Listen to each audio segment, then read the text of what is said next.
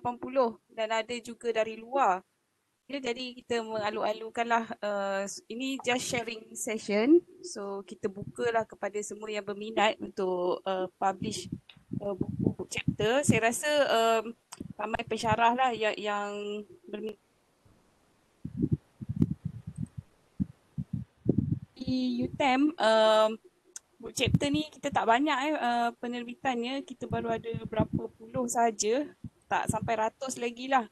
Maknanya kami amat mengalu-alukan. So antara penulis yang paling banyak menulis, kita punya penceramah jemputan hari ini.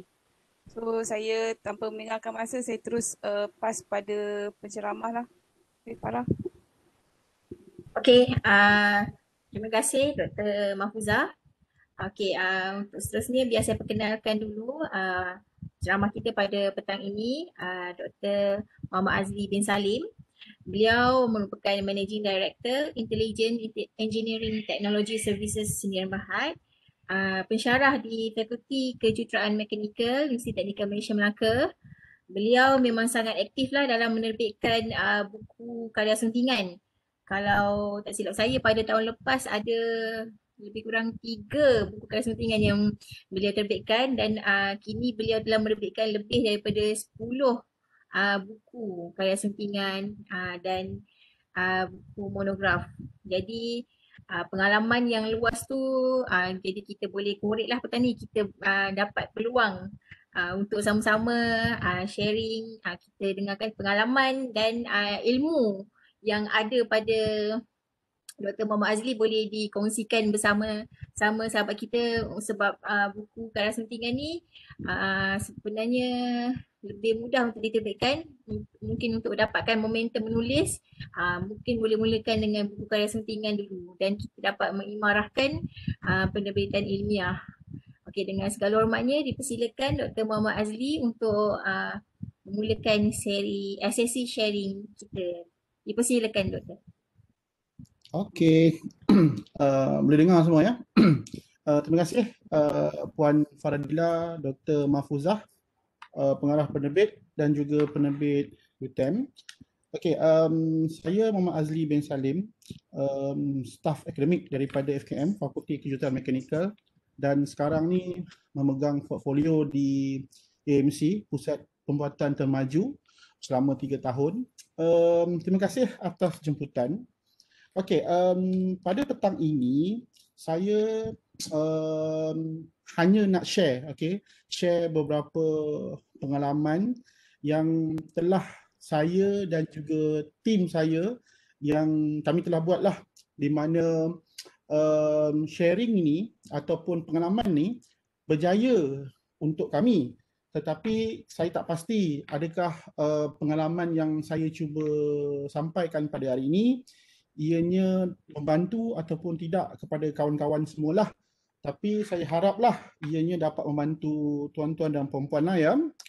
Okey, kalau ada soalan, just boleh tanya je, tak ada masalah. Alright, so saya akan sharekan saya punya slide ni. Alright.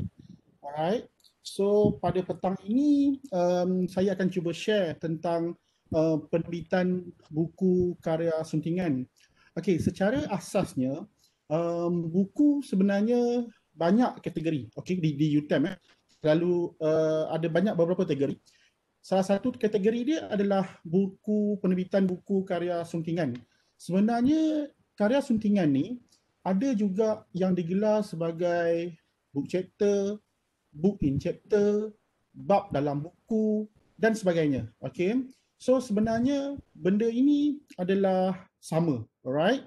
So jangan risaulah tiba-tiba bila ada orang kata, "Oh, jom kita terbitkan bab dalam buku." Oh, okey. And then ada pula orang kata, "Jom kita buat karya suntingan." Apa benda pula kan? So make sure, okey, benda-benda tu adalah perkara yang sama. Okey, jangan takut, okey, jangan segan, tulis je. As long as kita ni sebagai staff akademik, kalau tak menulis ni saya rasa amat janggal lah ya. Okey, untuk pengalaman saya bersama dengan penerbit UTM, saya telah berkecimpung dengan penulisan dengan penerbit UTM ni sejak 2017. okey, di mana buku pertama yang saya terbitkan tak ada pun dekat sini sebab saya cari tadi, saya ingatkan saya nak ambil gambar. Tapi tak tahu buku tu pergi mana pada tahun 2017, di mana saya cuba convertkan tesis master saya dulu, okey, kepada buku. Itu pun ada cara dia. And then 2018, okey, saya cuba untuk tukar hala tuju daripada tesis kepada buku. Saya cuba terbitkan pula buku kedua, iaitu buku karya suntingan. Di mana buku ni saya dengan Dr. Aida, saya tak sure dia ada ke tak ada pada hari ini. Dr. Aida ni dia pensyarah FKP dan dia pun rajin menulis tentang karya kreatif tak silap saya. And then buku ni kita berjaya terbitkan dalam masa 10 bulan. Okey. So pada saya 10 bulan tu agak lama lah kan. Okey. Ini bukan sebab apa? Sebab kadang-kadang constraint penulis-penulis kepada buku. Walaupun kita lihat dekat sini edited by saya dan juga Dr. Aida, walau bagaimanapun dalam buku karya suntingan, dalam ni kita akan menjemput sesiapa saja yang kita nak berdasarkan kepada tajuk. Okey. Kalau kita lihat dekat sini, tajuk dia adalah Control and Vibration Analysis in Dynamic System. Kita akan jemput sesiapa yang mahir ataupun sesiapa yang ada sejarah ataupun sesiapa yang boleh menulis tentang tajuk ni. Alright. So that's why untuk buku karya suntingan yang pertama kami ni, kami telah menjemput 4 orang daripada FKM dan juga 4 orang daripada FKP. Dan akhirnya buku ni berjaya diterbitkan lebih kurang dalam 180 muka surat di mana ada 9 bab dalam buku ni. So ini buku kedua lah, okay.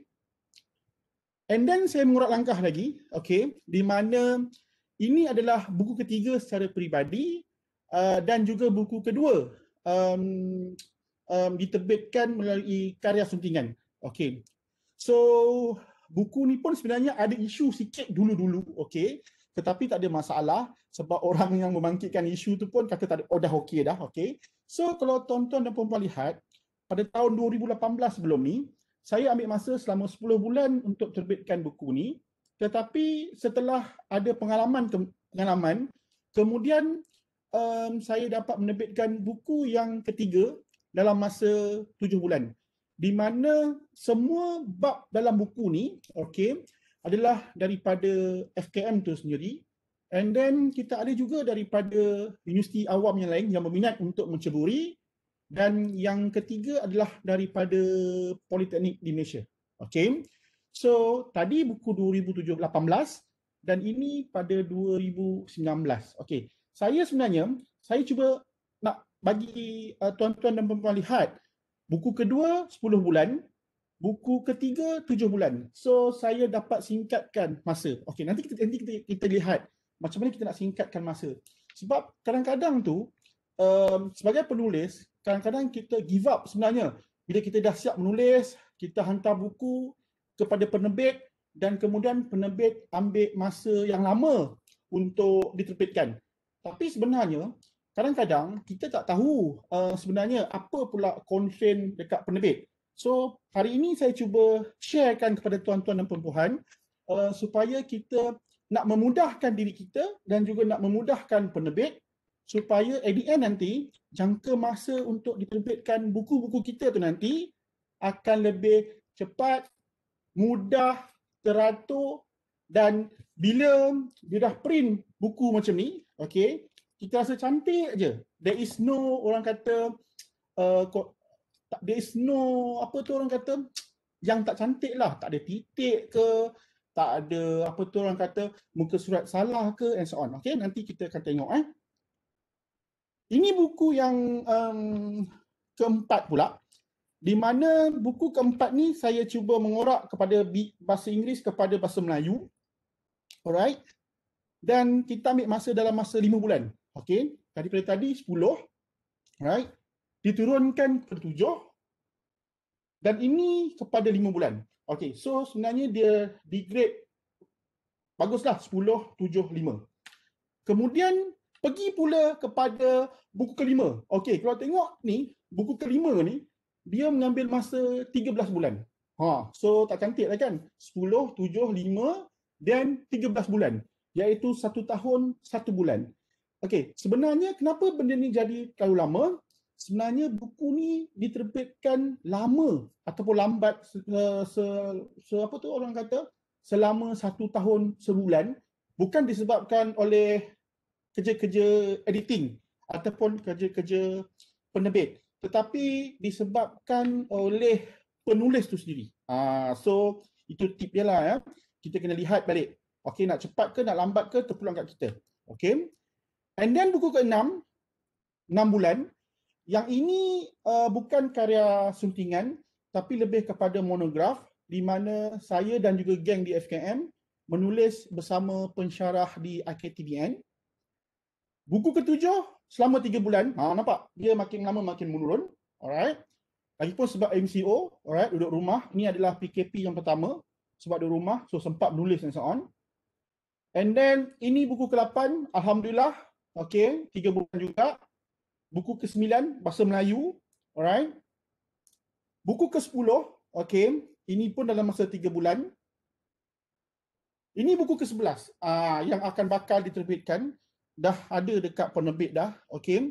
Ini adalah salah satu contoh, okay, di mana karya suntingan. Kalau tuan-tuan dan puan-puan lihat dekat situ, tajuk dia is a very general, okay, di mana tajuk dia saya bagi Engineering as a Tool for Technology Solution. Kalau tuan-tuan lihat di sebelah kanan ni, okay, kalau tuan-tuan lihat sebelah kanan ni, kita ada 8 chapter, di mana 8 chapter ni dia merujuk kepada engineering, okay, tetapi lebih kepada technology solution. Alright. So banyaklah, daripada FKM ada, daripada FKP ada, daripada FTK ada and so on. Alright. And then ini juga buku ke-12 pada tahun 2021 pun telah dihantar ke penerbit. Sebenarnya buku ni adalah selari dengan buku yang ke-11 tadi. Saya menjadi editor kepada 2 buku dan benda ni berjalan serentak. Okay? Di mana kalau lihat tadi, Engineering as a Tool for Technology Solution, tapi yang ini pergi kepada Advanced Approach for Future Technology. Di mana di sini juga kita berjaya mendapat penulis daripada overseas. Alright. Bukanlah negara maju, dia adalah negara Iraq, tapi alhamdulillah, okay, bahasa Inggeris dia pun sedap dan mudah untuk kami untuk menulis lah. Dan buku yang berikutnya pula dalam masa 2 bulan ya, okay, ini yang terbaru dan telah dihantar pun kepada penerbit. Alright, itu seberingkaslah berkaitan pengalaman saya dengan penerbit UTM. Dan alhamdulillah penerbit UTM amat membantu. Lebih-lebih lagi geng Puan Faradila tadi, Puan Faradila, apa tu, Encik Hafizuddin and so on lah, ramai lagi lah. Okay, bila kita sebut tentang karya suntingan ataupun book chapter, yang pertama sekali kita kena lihat ataupun kita, bila saya sebut kita, maksud dia adalah editor, adalah penyunting. Di mana penyunting, okay, dia mempunyai hak eksklusif ke atas buku.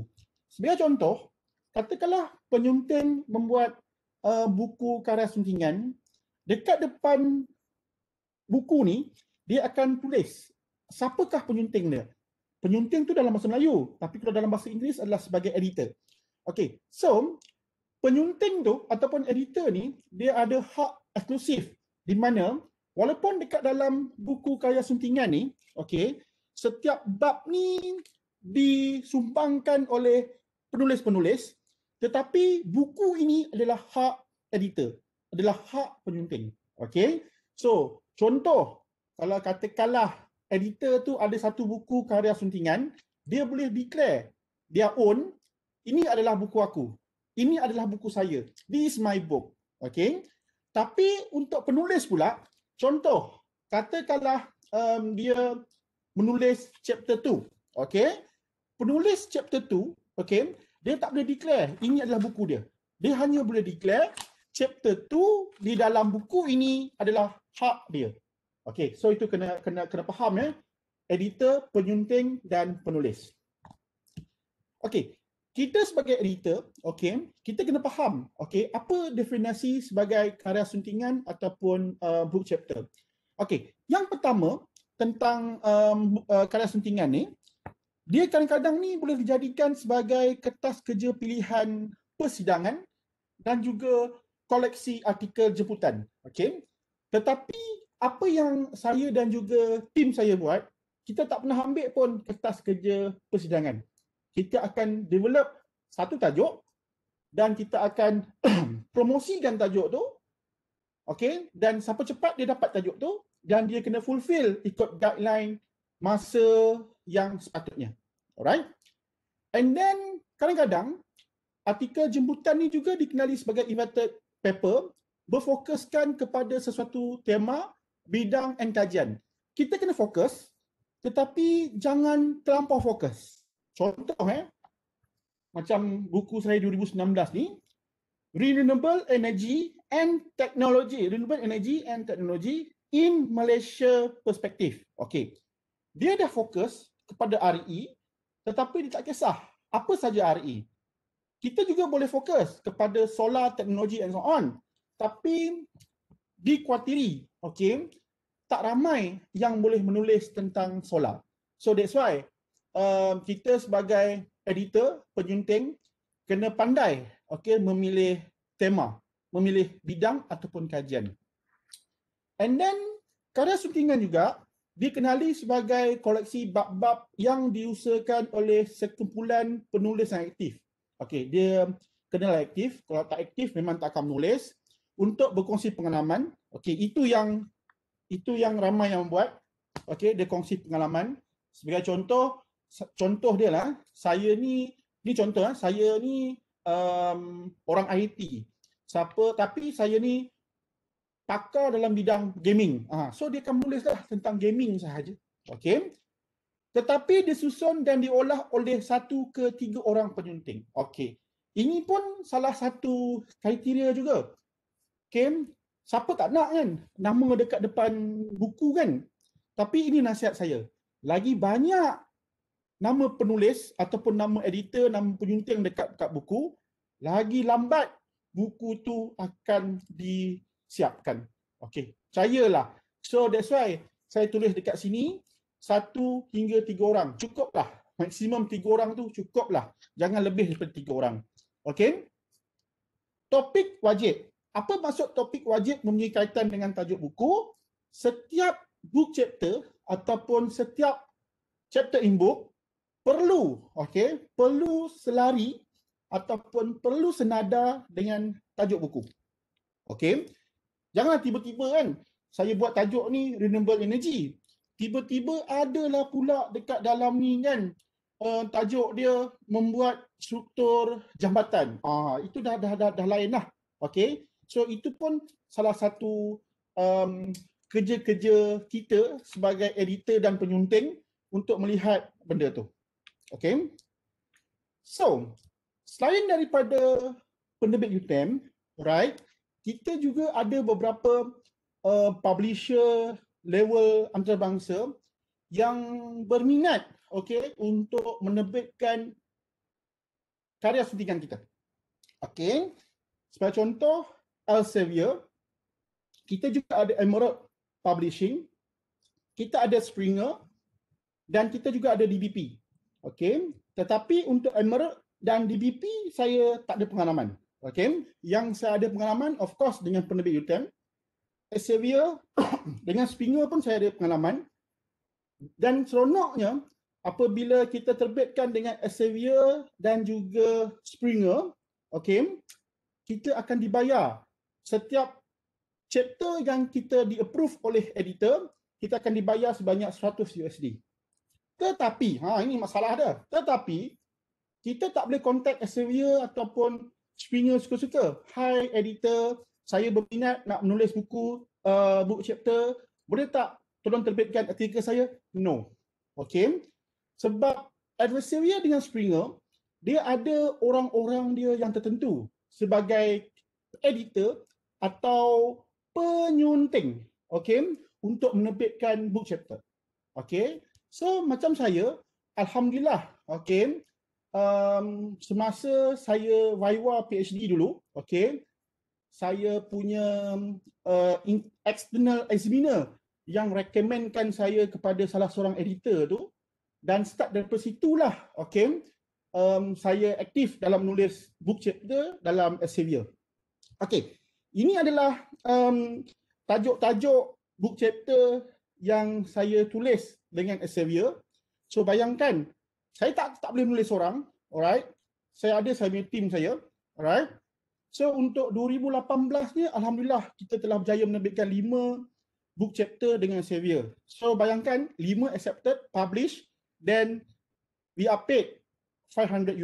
Okay, so harap-harap lepas ni penerbit UTM pun boleh dapat macam tu kan. So kita lah untung kan sebagai penulis. Boleh ya pengarah penerbit ya? Boleh. Alhamdulillah. So bos dah kata tu ada sinar lah, air sinar lah. Okay.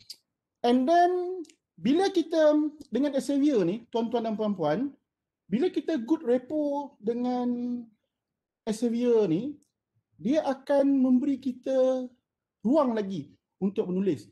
So that's why apa yang saya lihat sejak 2017-16 bila saya tulis book chapter dengan Elsevier, setiap tahun Elsevier akan jemput kita menulis. Okay, 2019, okay, and then as long as 2021 pun dia akan suruh kita menulis. Okay, sebagai contoh yang ni Elsevier dengan Springer, walaupun kita baru je 18 hari bulan hari ni, tapi alhamdulillah, okay,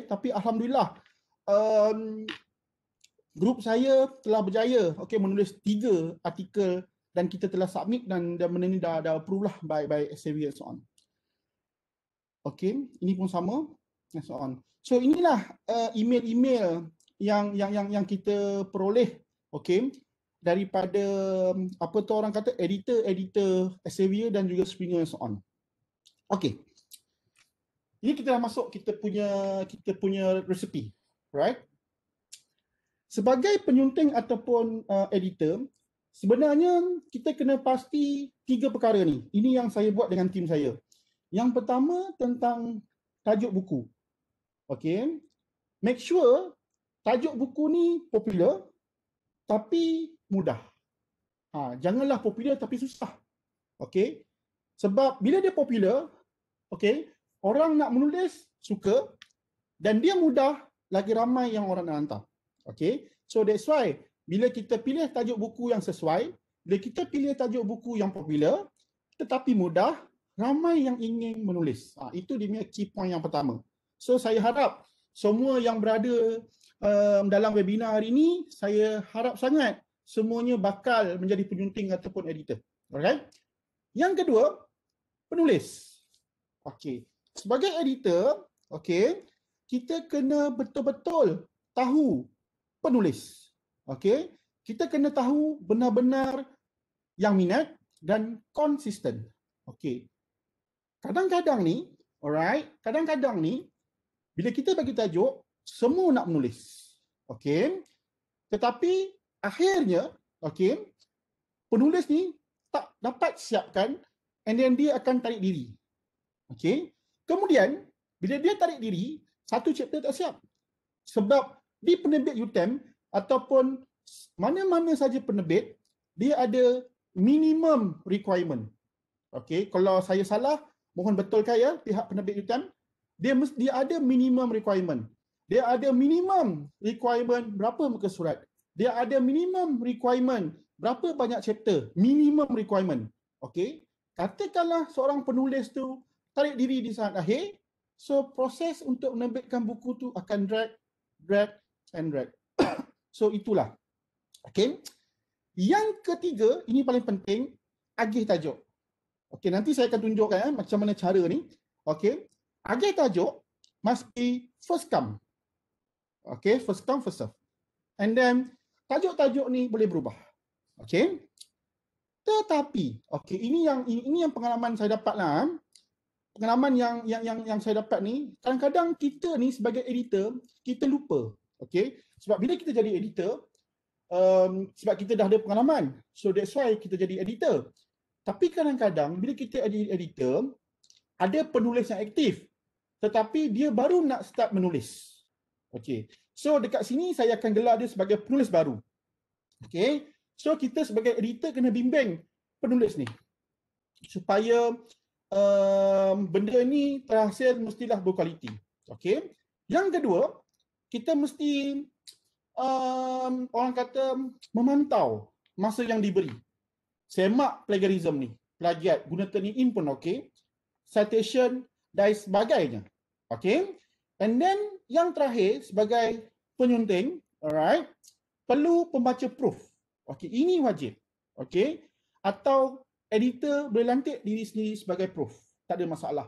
Sebab macam saya cakap tadi, buku ni bila kita apa tu orang kata, kita terbitkan karya suntingan, buku ini adalah hak eksklusif penyunting ataupun editor. So, kita kena pastikan, okay, buku yang terhasil ni tiada apa-apa kesalahan yang serius. Adalah orang kata very minimum punya kesalahan. Mungkin buku pertama. Tapi buku kedua, kita must be better and better. Alright. Banyak soalan sebenarnya dekat tu, nanti kita tengok. Right. So, inilah cara saya dengan tim untuk buat promosi. Okay. Ini adalah buku tentang ni, renewable energy. Tengok kalau tajuk dia tadi, Recent Advance of Renewable Energy in Malaysia. Tapi bila tajuk ni keluar, buku yang baru, dia jadi lain dah. Okay. So, saya telah nyatakan siapa editor dia. Okay. And then, saya juga telah bagi tahu apa sebenarnya tajuk-tajuk bab yang perlu ada. Tapi saya juga nyatakan but not exclusively. Okay. Ada 9. And then akhirnya saya hanya dapat 5 yang follow yang ni. And then 3 lagi tajuk berlainan. Tetapi lagi 3 tajuk berlainan tu dia memfokuskan kepada RE. So tak ada masalah. So dekat bawah ni juga saya tulis important dates dia. Supaya siapa yang nak join book chapter ni, dia kena tahu. Okay. Bila kena siap, bila kena hantar, bila diterbitkan and so on. Alright. So kalau lihat dekat sini, untuk important date dia, dia macam conference. Notification of book chapter title, book chapter proposal submission to editor, accept or reject, kita kena rajin sebagai editor, full chapter submission, camera ready submission, and also final print version available. Tapi yang ini saya tulis tentatif lah. Sebab kadang-kadang tu kita agak terlajak jugalah. Alright. So ini contoh promosi yang saya buat untuk buku untuk quality management. Kalau tuan-tuan lihat mana buku dia. Okay, ini buku dia. Alright. Cantik kan? Saya berterima kasih dekat penerbit mereka dia. Buat cover dia lain daripada lain. And then warna dia menyerlah cantik. Alright. So ini yang buku 13 bulan tu. Okay. Dia agak lambat sikit. Okay, dia agak lambat sikit. Tapi alhamdulillah kita telah berjaya terbitkan juga buku ni pada saya rasa third quarter kot 2020 semasa PKPP hari tu. Okay, alhamdulillah. Sebenarnya dia agak jauh ni sebab yang ini saya and then Chong Chi Guan ni adalah daripada dia adalah ketua unit kat saya daripada Politeknik Arau dekat Perlis sana tu. So agak jauh communicate dan so on lah. Alright. Okay semua Okay. So the next is a format penulisan. Okay. So ini yang paling penting. Ini tips yang paling penting. Alhamdulillah dengan menggunakan format ni, okay, kemungkinan besar ataupun 90% buku karya syutingan tuan-tuan dan puan-puan akan diterbitkan cepat oleh penerbit UTM. Ini tips dia. Okay. So, tuan-tuan boleh ikut ataupun tuan-tuan tak nak ikut pun tak apa, tak ada masalah. Tapi dengan format inilah, okay, buku kami, sebab saya ramai bertim, buku kami berjaya diterbitkan oleh penerbit UTM dalam masa jangka yang singkat. Saya rasa 6 bulan tu biasa, kalau bawah daripada 6 bulan singkat. Atas 6 bulan tu pun biasa. Okay, so maksudnya dalam 6 bulan tu boleh terbit. Okay, and then dengan format ni juga, alhamdulillah, buku-buku berikutnya, apa yang saya cuba kongsi pengalaman dengan beberapa orang staff FKM pun berjaya diterbitkan dalam masa yang singkat. Alright? Okay. Kalau kita lihat dekat sini, okay, pertama sekali, kita mesti ada nama bab. Okay, mesti ikut nombor dan kena ikut turutan. So, kalau macam ni, ini adalah bab 1. The next bab adalah bab 2. Bab 3, bab 4, sampailah bab berapa yang kita nak buat. Jangan terlalu sikit, jangan terlalu banyak. 6 to 8, 6 to 9 should be okay. Jangan lebih lah, 10 ke atas tu, saya rasa banyak sangatlah. Okay. Yang kedua, tajuk bab, okay, mesti dalam huruf besar, kurang daripada 15 patah perkataan. Ini standard. Sebab dekat tesis pun mesti kurang 15 patah perkataan kan. So, cubalah follow. Yang ketiga, nama penulis. Okay. Ben tu saya rasa tak perlu. Okay. Boleh buang. Nama penulis tidak perlu affiliation. Kenapa? Kerana affiliation ditulis di senarai penulis. Sebab untuk buku, bab dalam buku ni, dia akan ada satu section di mana kita kena nulis list of contributors. Alright. So that's why kalau dekat sini, Azmi Mat Saad is a lecturer in Fakulti Kejuruteraan Mekanikal, Universiti Teknikal Malaysia Melaka. His research interest apa? Cukup. Jangan panjang-panjang. 2-3 baris cukup. Alright. So that's why, sebab list of contributor ni, kita dah tulis dia punya affiliation. So that's why, dekat dalam bab tu nanti tak perlu ada affiliation. Okay. Next, perlu ditulis abstract. Okay. Jika kita tengok book chapter, okay, kalau saya buka book chapter saya ni, alright. Book chapter ni, okay, dia akan start dengan introduction. Dia tak akan start dengan abstract. Tetapi, okay, untuk semua penulis yang menulis dengan saya mewajibkan ada abstract. So you all bakal editor ni kena ambil tahu juga. Abstract ni perlu tulis. Walaupun dekat chapter 1 nanti, dia akan start dengan introduction. Kenapa? Sebab abstract ni nanti kita akan guna semasa menyunting. Okay? Kita akan letak abstract ni di dalam section introduction. Okay? So, kalaulah katakan penulis tak tulis abstract, kita sebagai editor pula kena tulis.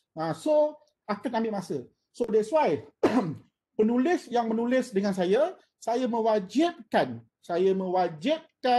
abstract. Alright? Dan yang paling penting is guna font Palatino Linotype ataupun Arial. Saya rasa kalau ikutkan Dr. Halim daripada UK itu, okay, Arial pun okay, should be okay. Size 12, spacing 1.5 cukup. Okay. Next. Okay. Ini bila kita masuk pengenalan. Okay. Dimulakan dengan pengenalan dan mesti huruf besar. Boleh boleh terima Perenggan pertama, okay, setiap bahagian, maksudnya pengenalan, lepas tu mungkin ada 2.0, 3.0, 4.0 and so on. Perenggan pertama tidak perlu tab. Tapi perenggan yang berikutnya perlu tab. Okay. Boleh ke ni? Boleh Alright. And then untuk lukisan pula. Okey. Kalau tengok lukisan ni, okey, dia adalah teratur, jelas dan sebagainya. Sebab apa? Sebab saya lukis semula this figure. Sebab rajah mesti jelas. Kalau tak jelas, tak cantik buku kita. Bayangkan ni buku kita ni. Okay? Tiba-tiba ada gambar rajah yang tak jelas. Oh, sakit hati rasanya. Sebab tuan-tuan dan puan-puan, kita lihat soft copy dengan hard copy lain. Mungkin soft copy tu cantik, tapi hard copy tu tak cantik. Okay? So that's why lukislah semula. Okay? Caption pada rajah. So make sure guna caption macam ni. Alright? Citation, cara APA. Okay, wajib. Alright. So ini adalah cara kita. Ini adalah gambar rajah susunan dekat dalam buku saya. Alright. Simple tapi kemas. Graph. Okay. Kena cantik. Okay, so that's why saya ada dua graf kat sini, belah kiri dan belah kanan. Kalau tuan-tuan lihat tengok kat sini, belah kiri dia tak ada, apa tu orang kata, dia tak ada boundary punya box. Tapi belah kanan ada boundary punya box. Terpulang, tak ada masalah. Okay. And ini adalah rujukan dalam APA. So, insya-Allah tuan-tuan dan puan-puan, sekiranya tuan-tuan dan puan-puan ikut format ni, okay, insya-Allah buku tuan-tuan puan ni akan diterbitkan dalam masa yang lebih singkat berbanding dengan orang yang tak ikut format. Okay. Sebab apa? Bila kita buat dalam A4, okay, kita type dalam A4, pihak penerbit akan cetak dalam B5. Okay. So, dia tak boleh cetak direct daripada A4 ke B5. So, dia kena buat typesetting dulu. Dia kena ambil everything yang kita buat tadi tu, dia kena masukkan dekat dia punya format ataupun software. Okay. So sekarang ni, okay, kita membantu. Okay. Apa yang saya cuba buat ni, format penulisan ni, saya membantu penulis saya untuk mengikut apa yang saya nak. Tapi dalam masa sama, saya turut membantu pihak penerbit UTM untuk apabila dia copy paste nanti dekat dalam typesetting dia, dia takkan lari banyak. Bukan tak lari ya, akan lari. That's why pihak penerbit dia akan ada proof pertama, proof akhir and so on. Sebab akan lari. Kalau tak banyak, sikit akan lari. Okay, so that's why untuk mengurangkan apa tu kata? Untuk mengurangkan daripada efek yang banyak tu, baik kita buat yang macam ni. Okay, at the end, okay, kalau kita lihat kat sini, ini adalah 13 perkara, okay, untuk penerbitan karya suntingan yang perlu dilakukan oleh editor ataupun penyunting. Okay, muka depan dan belakang buku, alright, perlu isi kandungan ataupun table of content, perlu preface, okay, senarai penyumbang, list of contributor, pendahuluan, abstrak tadi, bab 1 hingga selesai. So kesimpulan. Kalau kita lihat dekat sini, okey, daripada 13 ni, 12 tu adalah kerja penyunting, adalah kerja editor. Penulis tu hanya buat bab 1 hingga selesai je. So that's why awal-awal saya cakap tadi, buku karya suntingan adalah hak eksklusif penyunting, editor. Sebab daripada 13 ni, 12 penerbit, penyunting kena buat. Dan 8 indeks. Blurb 9. Mungkin ada setengah dari kita baru mendengar apa perkataan blurbs ni. Okey, blurbs ni sebenarnya akan ditulis di belakang buku. Kalau kita lihat kat sini, ni muka depan, right? Ini muka belakang. Yang ni adalah senarai editor dekat atas ni. Tengok lebih kurang dalam 50 patah perkataan and so on. Dia adalah sinopsis buku yang diterbitkan mengenai apa. Jangan tulis terlalu, apa tu orang kata, terlalu detail. Okay. kita buat sikit-sikit je supaya bila orang nak beli buku ni dia baca, oh best buku ni boleh beli. Alright, so jangan tulis kat detail. And then senarai nama, sinopsis serta gambar editor. So that's why ada gambar editor kat sini. Pastikan ada turning in semua bab. Okay. Perkara ni penerbit universiti tak minta, tapi saya masukkan supaya in case, okay, kalau ada apa-apa case kemudian hari, kita ada bukti bahawa buku kita ni kita telah turning in dan mestilah di bawah, macam saya hadkan bawah 20%. Okay. Buku yang saya buat untuk kadar suntingan, tak kisah kadar suntingan ke, buku apa ke, semua tu bawah daripada 20%. Okay. Ke-12, isi borang. Okay, isi borang. Kena sign. Ketua PTT kena sign. Akhir sekali, okay, print dan hantar ke penerbit dalam hard copy dan juga soft copy. Okay.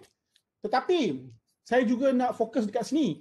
Walaupun kita nak menulis, okay, menulis buku and so on, kita jangan abaikan kita punya journal. Okay, so make sure journal dan apa tu orang kata, journal dan buku seiring dengan apa yang kita nak tulis.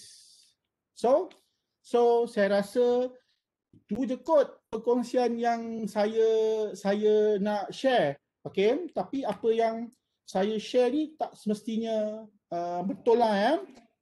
Saya just share apa yang telah saya lakukan sebelum ni. Yang penting jangan buat seorang, mesti kita ada grup. Dan grup kita ni memang boleh bekerja dengan kita. Okay? So, macam mana ni Puan Farah? Kita tengok soalan. Ya, dah selesai. Soalan ada, dalam chat ada soalan tapi kebanyakannya kami dah reply lah. Tapi kalau ada yang nak ajukan soalan terus, boleh teruskan, boleh dipersilakan siapa yang nak tanya soalan. Assalamualaikum. Ya, Assalamualaikum warahmatullahi. Saya Azri. Saya nak tanya sikit. Ya. Tadi doktor kata kalau macam gambar ke apa, saya dulu kita buat sendiri yang gambar, diagram semua kan.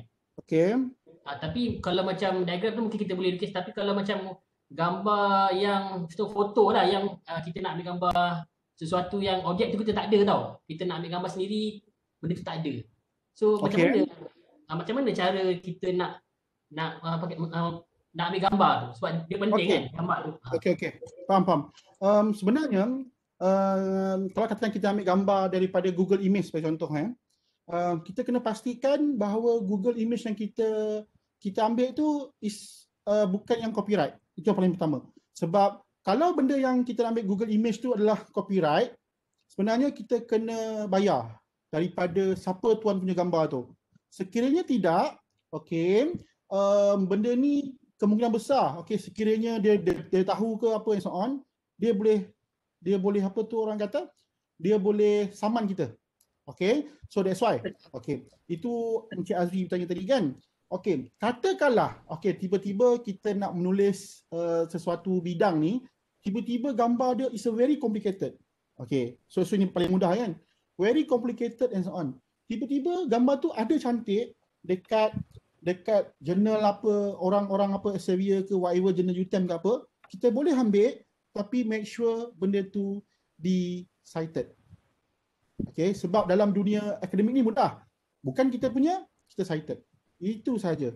So, kalau kita tak cited, itu seolah-olah macam kita mencuri. So, apa yang kita nak ambil bukan kita punya, so make sure cited.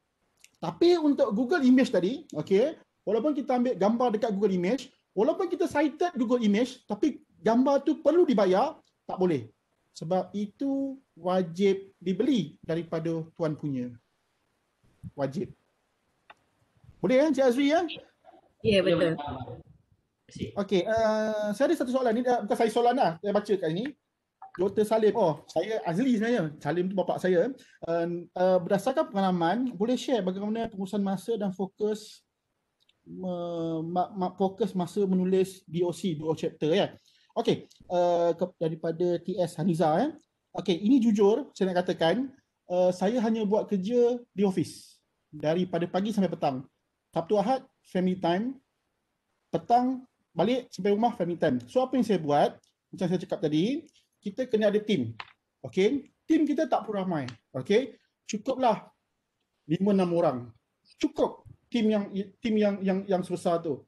Tapi team kita perlu aktif. Okay, di mana selalunya kita akan bahagikan kerja di office sahaja. Kita tak akan bawa balik. So tim saya pun sama, kawan-kawan saya pun sama yang bertim dengan saya, kita takkan buat kerja balik rumah. Okay, so that's why perlu ada team. So TS Haniza, kalau betul nak buat, TS Haniza kena ada team. Seorang memang tak boleh. So apa yang saya bercakap, nak menulis kena ada team. Alright. Okey, daripada penerbit, Doktor. Kami kadang-kadang terima ada manuskrip yang dari segi bahasa tu. Kadang-kadang grammarnya mengganggu jugalah sebab nanti dia akan proses jadi panjang. Kita terpaksa hantar semula. Jadi macam mana Doktor menjaga dari segi kualiti bahasa tu dalam manuskrip ni? Okay, that's why tadi, macam slide saya tadi, saya kata editor ni kadang-kadang dia lupa tentang 3 perkara tu. Yang pertama, penulis baru.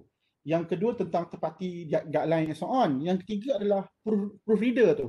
Kita boleh lantik orang luar ataupun kita boleh lantik diri. Macam tim saya ni, kita ada proofreader kita sendiri.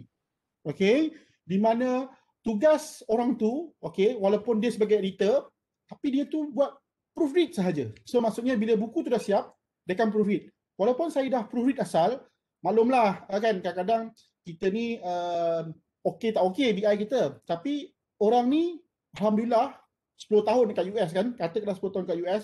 So memang makanan dia, so dia akan proofread daripada A to Z. So itu yang kami buat. So dia pun selalunya tak akan ambil masa yang lama lah. Kalau setakat 8 chapter ni, alright, kita akan bagi masa dalam 3-4 hari selesai. Okay, so that's why dalam team tu mesti ada yang tahu tentang konten, yang kedua mesti ada proofreader, and then mesti tahu tentang format. Bila kita cakap je, format lari ni. So team tu sendiri kata, kita tahu ni macam ni, kita akan selesaikan. Boleh Puan Farah Okey, terima kasih. Tapi saya rasa penerbit pun ada proofreader kan? Ada, tapi kalau untuk buku karya suntingan ni sebenarnya memang penyunting tu ataupun editor buku tu sendiri yang kena ambil peranan untuk menjaga bahasa tu. Betul. That's why saya kata tadi, bila kita buat karya suntingan ni, buku ni adalah exclusively right untuk penyunting. So that's why daripada 13 item tadi, 12 tu adalah tugas editor. So nampak macam senang, tapi sebenarnya tak mudah. Macam itulah bila kita jadi editor ni. Dia cuma perlu dapatkan momentum saja kan Doktor. Bila betul. kita dapat momentum tu lagi mudah. Sebab macam dah Doktor share tadi lah, Doktor Aziz share, mula-mula tu lama. Tapi bila dah dapat, dah tahu macam mana dia punya momentum tu, terus jadi laju kan proses dia. Betul. Okey, ada soalan ni, macam mana nak start buat team untuk mengajak menulis bersama? Mungkin boleh share pengalaman. Saya rasa mungkin tadi dah ada share. Okay, siapa yang bertanya tu? nak tahu tak siapa bertanya tu? Dr. Ikhwan Ghazali. Dr. Ikhwan Ghazali ya. Okay, ini pengalaman saya sendirilah. Okay, sebenarnya tim saya panggil tim saya ni is a tim buku. Okay, dalam masa yang sama, before saya create tim buku saya ni, kita telah bekerjasama dalam beberapa projek penyelidikan sebelum ni. So kita dah kenal orang ni macam mana, orang ni macam mana, orang ni macam mana. Yang paling penting is daripada editor tu, list of editor tu, mesti ada seorang sebagai ketua editor. Okay? Dan ketua editor ni, dia mesti, orang kata, dia mestilah menjaga kualiti buku. Okay? Sebagai contoh, okay, tim kita ni, editor kita kena support kita. Okay, sebagai contoh kan, saya ada Encik Azni, okay, FKM, saya ada Dr. Zaid and so on. So dia orang ni kira tak berapa berkira dengan saya. Sebagai contoh kan, boleh tak kau buat macam ni? Walaupun kita tahu dia sibuk, tapi dia cuba untuk membantu kita. Itu yang pertama. Yang kedua, kadang-kadang bila kita buat sesuatu menulis buku ni, kadang-kadang kita terlepas cakap, kita sebagai ketua editor akan bercakap sesuatu yang akan menyakitkan hati editor lain. Editor lain pun akan bercakap sesuatu tentang ketua editor. So perkara tu jangan ambil remeh, okey? Biar je. Okey, sebenarnya saya pun dengan tim saya ni pun selalu bergaduh kan. Okey, tapi kita ambil bergaduh secara sihat, secara profesional. Bergaduh buat kerja, tapi lepas tu boleh pergi mengetih. Okey, itu yang paling penting, Dr. Ikhwan. Pemilihan tim tu penting. Okey, saya tak suka if let's say untuk buku ni kita ada tim ni. Okey, gaduh-gaduh pecah, untuk buku yang kedua ada tim lain. Oh, lepas tu buku ketiga nanti ada pula tim lain. Okey, saya rasa benda tu takkan, mungkin boleh berjaya, tapi dia takkan sustain. Okay, so that's why apa yang saya suka cakap ni, tim tu paling penting. Sebab alhamdulillah daripada tim ni lah kita berjaya dapat menulis buku, dapat menulis everything lah, menulis journal, buat projek and so on. Alhamdulillah. So hopefully Dr. Ikhwan mungkin sesuai untuk saya, mungkin tak sesuai untuk Dr. Ikhwan. Tapi if katakanlah Dr. Ikhwan masih mencari apakah metod yang paling sesuai, mungkin Dr. Ikhwan boleh mencubalah metod yang macam ni. Okay? Alright? Dalam chapter, dalam tema yang sama juga kan? Mungkin doktor boleh terangkan tema yang sama tu macam mana? Sebab ada yang tanya, tema yang sama, perlu tema yang sama? Okay. Dia tema, bidang ataupun tajuk. Sebagai contoh, saya daripada kejuruteraan mekanikal, okay? Saya tak bolehlah kata dekat buku saya ni in term of kejuruteraan mekanikal. Mungkin contoh, bidang saya ni adalah bidang conductive ink, dawat konduktif. Contoh, dawat konduktif. Bila kita sebut nak buat buku tentang dawat konduktif, kemungkinan besar dalam satu fakulti tu, mungkin seorang dua je menulis. So, bila seorang dua menulis, macam mana kita nak dapatkan 5-6 chapter yang minimum tu? So, kita kena anjakkan, kita kena divergekan dia lagi, okay? Kita besarkan lagi. Rupanya conductive ink ni adalah dalam bidang nanomaterial and nanotechnology. So, kita buatlah buku tajuk nanomaterial and nanotechnology. Conductive ink pun masuk dengan bidang-bidang membran ke, electrospinning ke, pun boleh masuk dekat dalam buku tu. So itulah maksud saya. Sebagai contoh, macam saya cakap tadi, kenapa saya buat bidang RE? Okay. So bidang RE ni, dia boleh jadi solar, dia boleh jadi air, water, dia boleh jadi ombak, dia boleh jadi angin, dia boleh jadi apa? Harvesting and so on. So kalau saya hanya memfokuskan buku saya ini kepada solar, okay, hanya orang yang ada kepakaran dalam solar sahaja yang boleh menulis buku ni. Okay? Tetapi bila saya fokus on renewable energy, RE, so saya banyak dapat tajuk. Sebagai contoh, ada energy harvesting, ada apa ni, ada thermoacoustic, and then ada juga yang menulis tentang policy, trend and research development di Malaysia tentang RE. So, benda-benda macam itulah yang saya maksudkan.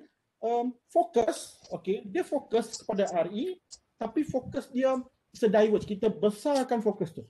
Alright? Jangan terlalu besar, jangan terlalu kecil, tapi kita fokus. Boleh Okay, doktor ada soalan lagi. Chapter spin book menggunakan student punya FYP, maksudnya projek akhir tahun fakulti ni kan, adakah pernah dibuat? Okay, ini soalan yang bagus. Okay. Bila kita nak menggunakan final year project degree untuk membuat buku and so on, make sure pertama benda tu benar-benar okey. Saya rasa kebanyakan staf akademik mesti tahu kot benar-benar okey tu macam mana. Yang kedua, make sure bila kita menulis daripada sumber orang lain, ni walaupun student kita, okey, student saya, student FYP, saya menulis jadikan BOC daripada tesis dia. Make sure ya tuan-tuan dan perempuan, nama student tu ada. Ini bukan kira boleh ke tak boleh. Tak boleh, boleh tak ada. Okey, tak ada masalah. Tapi ini based on etika. So saya memang fokus on etika ni. Kalau kita ambil daripada orang lain, okey, walaupun student kita sendiri, make sure nama dia ada. Tak kisahlah nama dia nombor 2 ke nombor 3 ke nombor 4, tapi make sure dia ada. tak ada masalah. Make sure FYP degree punya thesis tu okey dan nama student tu ada. Saya tak ada masalah. So that's why kalau tuan-tuan lihat tengok kat sini, okey, saya tak pernah ambil final year project punya thesis, tapi saya ambil ada juga yang saya ambil daripada tesis pelajar master. Tapi nama dia saya tak tinggalkan. So make sure yang tu tak ada masalah. Boleh. Okay, Saniza, tak ada masalah. Okey, ada Doktor, soalan saya ada lagi. sikit. Okey, silakan. Saya nak tanya, tadi doktor kata salah satu tips dia kita pilih tajuk yang popular kan, yang ramai orang boleh menulis kan. Tapi macam renewable energy tu, contoh macam contoh macam bila popular ni ramai buku tu mungkin dah banyak kat pasaran kan. So macam mana apa kita punya motivation lah untuk tulis teruskan dengan tajuk tu. Yang kedua satu lagi, contoh bila benda tu contoh dah banyak rujukan, maksudnya cara menulis chapter tu adakah lebih kurang macam review, kita buat review jurnal ke macam tu, ke lain sikit macam mana? Okay, alright. Okay, so saya menjawab pertama lah. RE banyak dekat pasaran, saya agree. Tapi di UTM saya rasa tak ada lagi, okay. Tapi di BP popular dekat mana ke banyak tentang RE. Tapi kalau lihat dekat sini, okay, tentang RE ni kalau kita baca kat sini, saya fokus on Malaysia. Yang pertama. Yang kedua, saya fokus on issue dan juga challenge.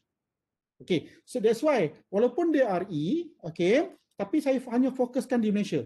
Apa yang kita buat dekat Malaysia dan apa isu dia dan apa cabaran dia. So that's why yang ini yang saya tokok tambah lah. Kalau betul apa yang Cik Azri cakap, RE terlalu banyak. Tapi buku RE di Malaysia, maksudnya apa yang penyidik, apa yang kerajaan buat di Malaysia ni yang saya rasa masih kurang. Yang kedua adalah isu dan cabaran dia. So that's why kalau tengok buku ni, okay, mana dah tahu ada rezeki ni, mungkin Cik Azri boleh beli ke buku ni kan, promote sekali kan. Di dalam chapter 4, okay, walaupun buku ni tentang RE, ada juga penulis menceritakan tentang polisi kerajaan Malaysia. Apa sebenarnya polisi kerajaan Malaysia sekarang? And then apa trend kita berkaitan RE ni di Malaysia dan di negara jiran. Dan yang ketiga tentang research development. Walaupun ada polisi, tapi macam mana tentang research development di Malaysia? Okay. So ini yang saya cuba ketengahkan.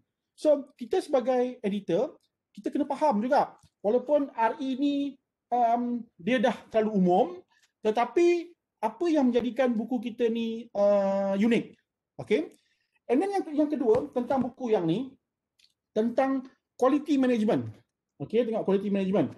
Memang quality management ni buku dia banyak sangat. Okay, tetapi saya memfokuskan kepada sustainability demands. Dan saya kecilkan lagi di dalam Malaysia. So that's why kita sebagai editor kita kena pandai apa tu orang kata, kita kena pandai fokus lah dekat mana yang mana. Tentang yang kedua, tentang cara penulisan book in chapter. Book in chapter. Dia macam nak cerita, dia mungkin sama dan tidak sama macam kita menulis jurnal. Okay. Ada setengah orang dia menulis, okay, dia menulis book chapter ni macam menulis jurnal. Ada result discussion, ada methodology, ada conclusion and so on. Tak ada masalah, boleh. Tetapi, ini isu dia. Tetapi, bila kita menulis buku, ada certain perkataan yang kita tak boleh gunakan dalam jurnal di dalam buku. Contoh, metodologi. Okay, ini yang saya kongsikan lah. Bila saya pergi kursus yang dianjurkan oleh penerbit UTM ni dulu, tahun 2020 ke 2019, okay, saya tak ingat tahun bila. Okay, ada perkataan-perkataan yang kita tak boleh guna. Metodologi, mesti tukarkan. Study, kena tukarkan. Research, kita kena tukarkan. So that's why benda-benda tu. Okay. Sekiranya kita nak menulis book of chapter ni review macam review paper, tak ada masalah. Pun tak ada masalah. Sebab yang paling penting, ada setengah perkataan yang kita sering gunakan dekat dalam penulisan jurnal ataupun dalam penulisan conference paper, proceeding and so on, kita tak boleh gunakan di dalam penulisan buku. Ini mungkin Dr. Mahfuzah kena buat kursus lain ni. Macam mana nak mengelak daripada menggunakan perkataan-perkataan tu. Sebab dia ada list of perkataan yang kita boleh gunakan. Okey. Dulu pun mungkin 2017-18 saya menggunakan juga perkataan-perkataan tu. Tapi sejak pergi ke kursus tu, okey, buku-buku yang terbaru ni memang tak ada dah perkataan-perkataan tu. Kalau ada pun pihak penerbit akan suruh kita menukar perkataan-perkataan tu. Alright? Betul. Itu Ya. memang antara perkara-perkara lah, larangan-larangan dalam buku. Maksudnya kita Ya. tak boleh menggunakan literature review, metodologi, Betul. findings tu. Maksudnya kalau tajuk-tajuk tu walaupun itu adalah daripada laporan penyelidikan, perlu ada olahan dari segi dia punya frasa-frasa dalam buku tu. Betul. Okey, ada soalan lagi ke? Saya buka kepada peserta. Kalau tak ada soalan, masa pun dah lebih kurang dah tiba masanya lah kan. Ada soalan tadi, adakah boleh dalam book chapter tu BM atau BI dicampur? Soalan tu. Okey. Soalan lah. Dr. Mahfuzah pun dah jawab tu. Kan. Orang boleh jawab kot. Sebaik-baiknya tak boleh lah. Memang tak boleh. Kita tak nak rojak Jangan dicampurkan. Betul. Bahasa Melayu. Okay. So dalam term-term semua, kalau yang term tak boleh translate, Selalunya kita boleh translate, tak ada masalah. Kamus kejuruteraan tu ada. kan. Kita tak suruh lah. Tapi buat masa ni, apa yang saya dah buat ni, semua perkataan boleh ditranslatekan. Tak ada masalah. Okay. Tak ada masalah. Contoh dia macam BI adalah BIM. Tapi dekat dalam bahasa Melayu isu rasuk. Nampak? Perkataan macam lain tapi ada terjemahan dia. So saya tak pernah nampak lagi lah. Mungkin saya tak pernah nampak. Tapi apa yang pengalaman saya sebelum ni memang tak pernah lagi ada perkataan BM, BM yang kita tak boleh translate. Memang boleh translate. Jangan guna Google Translate sebab Google Translate kadang-kadang ada perkataan BI yang tak boleh translate. Tapi guna dalam kamus kejuruteraan ataupun kamus IT. Kita ada translation dia. Kita boleh, tadi ada soalan tadi daripada Prof. Faizah tanya, adakah lebih baik dalam bahasa Inggeris atau bahasa Melayu? Kalau macam dari pandangan penerbit, dia terpulang, dia tak ada kata lebih baik ke lebih bagus sebab kedua-duanya sama. Dia bergantung kepada target audience dan juga konten dalam tu. Tapi pendapat doktor macam mana? Okey, ini yang saya nampak Prof. Faizah punya bidang lah ya. Saya nampak Prof. Faizah punya bidang ni yang saya nampak. Kalau tulis bahasa Melayu lagi bagus sebab dia boleh pergi kepada sekolah-sekolah and so on. Okey, tak ada masalah. Tapi isu dia Prof dan juga tuan-tuan dan puan-puan, kita ni Malaysia sebenarnya kan. Tapi isu dia memang betul kalau nak ikutkan bahasa kebangsaan is better than kalau kita tulis dalam bahasa asing. Tapi isu dia is bahasa teknologi masa kini adalah bahasa Inggeris. Itu isu dia. So kalaulah katakan kita nak menulis dalam bahasa Melayu, boleh, tak ada masalah. Pada saya tak ada masalah.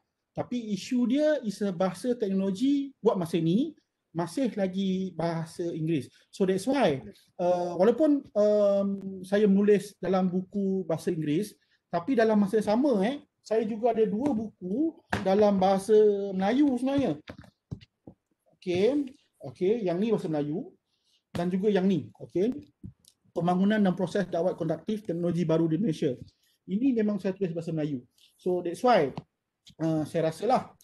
Tapi kalau untuk sesiapa yang baru mula, contohnya baru nak start menulis buku and so on, saya mencadangkan, just mencadangkan tak perlu ikut kadang-kadang tu. Saya mencadangkan tulislah buku pertama dan buku kedua tu dalam bahasa Inggeris. Kenapa? Pertama, rujukan dalam bahasa Inggeris tu lebih banyak daripada rujukan bahasa Melayu. Okey. Yang kedua, bila kita menulis dalam bahasa Inggeris, kita dah open buku kita kepada market. So, bukan hanya orang Melayu ataupun orang Malaysia boleh beli, sesiapa saja boleh beli. Okey. And then barulah mungkin buku ketiga ke atas ke, kalau kita nak menulis, kita selitkan bahasa Inggeris tu mungkin ada 2-3, kita selitkan dalam bahasa Melayu. Tak ada masalah. Okey. Itu hanya pandangan. Okey, pandangan saya. Okey, dan cadangan. Okey. So nak ikut boleh, tak ikut pun tak apa. Cuma saya nak menjawab satu soalan lagi ni daripada Encik Fairuz Iskandar ni. Dia kata editor 2 orang ke 3 orang. Sebenarnya editor seorang pun boleh, okey. 2 orang pun boleh, 3 orang pun boleh. 4 orang Ya, ni maksimum yes, maksimum 3. 3 orang. Yes. Boleh, tak ada masalah. Okey, Seorang mungkin info tambahan ya saya boleh bagi. Buku Karya Suntingan ni dia adalah salah satu kategori dalam anugerah Majlis Penerbitan Ilmiah Malaysia. Maksudnya itu adalah anugerah tertinggi untuk buku ilmiah. Jadi memang menariklah sebab buku Karya Suntingan ni pun diiktiraf dalam kebangsaan. Maksudnya kita mencalonkan buku Karya Suntingan untuk anugerah MAPIM. Syah. Dan buku Karya Suntingan ni ada jualan juga. Dr. Azli macam mana dari segi jualan? Saya tak sure berapa banyak yang dah terjual, tapi kadang-kadang masuk je duit daripada penerbit. Itu je saya tahu. Ya. Sebab tiba-tiba kita ada duit sikit daripada tengok daripada UTM penjualan buku. So kita ambil lah. Buku Karya Suntingan ni kalau saya bagi contoh ni lah, kita jual dengan harga sekian tapi untuk editor kita akan bagi diskaun 30%. Kemudian kita juga dapat royalty daripada jualan buku. Okey. Jadi bukan setakat dapat terbitkan buku, dapat juga income sikit-sikit lah, tapi ada kan daripada hasil penulisan tu tak ada terbit mana-mana, bila diterbitkan dah dapat faedah daripada situ. Jadi saya rasa masa pun dah lebih daripada masa yang ditentukan. Saya nak tambah sikit, ada lagi ke? Ya, ada soalan lagi? Saya tambah sikit Boleh doktor. Okey, bila kita sebut book chapter ni, sebenarnya kita boleh claim untuk Maira ni untuk makluman semua akademik. Okey, macam mana kita nak claim Maira tu? Maklumkan dekat prakata ataupun dekat acknowledgement, kita boleh maklumkan jika konten tu ada kaitan dengan mana-mana grant, kita boleh nyatakan related dengan grant mana-mana. Ataupun kita boleh bagi tahu konten ni hasil daripada pendidikan apa-apa. Mungkin dia tak ada grant without funding, tapi dia ada elemen research. Walaupun dekat dalam konten Dr. Azli cakap tadi tak ada ayat-ayat macam jurnal kan. Tapi dekat preface tu boleh dinyatakan. Dekat situlah nanti pengiraan Maira akan diguna pakai. Okey, dalam konten memang takkan ada research metodologi, LR, itu semua tak ada. Sebab kita dah gunakan laras bahasa yang sangat mudah. Yang ayat-ayat teknikal macam jurnal tu dah tak ada. Siapa yang pergi bengkel 2019-2020 yang kita dah anjurkan tu sangat membantu Dr. Azli. Kita akan arrange lagi selepas PKP ni tak ada. Mungkin kita akan ambil tak ramai lah. Dr. Halim dia ada buat khusus online tu. Ada online tapi sebenarnya saya suka yang face to face juga sebab kita hands on, kita terus buat and then 2 hari 3 hari kita terus dapat manuskrip yang dah cantik. Okey, itu yang objektif saya. Saya nak kalau macam bahasa Melayu saya tak risau Kalau bahasa Inggeris sebaik-baiknya editor dah proofread. Jangan bagi kami yang raw. Jangan bagi tunggang langgang. Saya baca page pertama, saya dah orang kata kalau kita baca student punya report lah kan. Kita boleh naik angin kan. So itu yang berlakunya kami pulang balik. Okay, penerbit akan pulang balik and then penulis biasanya akan delay lah 2 bulan, 3 bulan. Kan dia akan lambat. Dekat situ proses akan ada beza. Kenapa Dr. Azli buat 3 bulan, 6 bulan, yang penulis lain buat setahun, 2 tahun, ada yang 3 tahun. Depends pada komitmen antara penulis jugalah. Dan lagi satu dari segi kesinambungan bab yang tu pun dikongsikan dalam workshop. Betul. Chapter 2, chapter 3 dia ada dia punya coherent dia tu. Maknanya berkait lah, sambung introduction, masuklah sikit part ni. Janganlah chapter 1, chapter 2 tak related kan. Jadi kesinambungan bab tu antara rubrik yang paling utama bila kita hantar ke anugerah MAPIM. Kat situ setakat ni kita kita tak pernah dapat lagi. Kita ada kurang lagi kat situ. Tapi insyaAllah yang terbitan 2019-2020 ni kita boleh calonkan lah. Prof pun ada buku PBL kan. Nanti kita tengok apa yang kurang. Terutamanya dari segi editor kan, ada berapa orang. Terlebih dia terus disqualified, tak boleh masuk anugerah. Okay? Itu antara faktor-faktor yang kita tengok lah bila kita calonkan untuk anugerah. Muka surat pun dia ambil kira kan? Dia ada dia ada syarat-syarat dia yang tapi kita dah guide lah untuk penulis-penulis yang baru ni. Kita dah follow guideline yang tu supaya buku itu layak untuk masuk anugerah. Betul.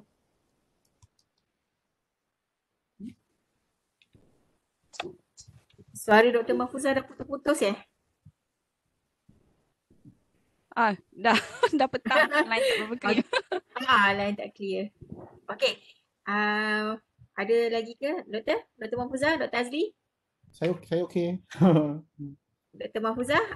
Tak ada dah. Okey, ada soalan lagi Okey. tak? Tak ada. Tak ada.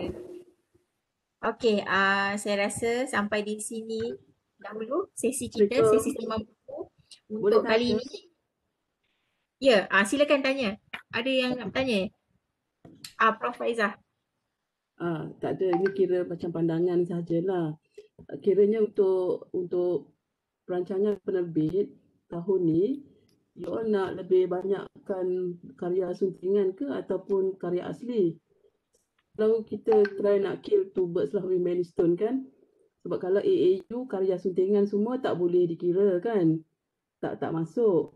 Tu yang saya punya pandangan lah. Kalau macam kita nampak ramai yang berminat, mungkin kita lebih banyakkan karya asli dengan karya suntingan lah, sebab dia punya fokus, dia punya kerja tu lebih kurang sama je saya kira kan.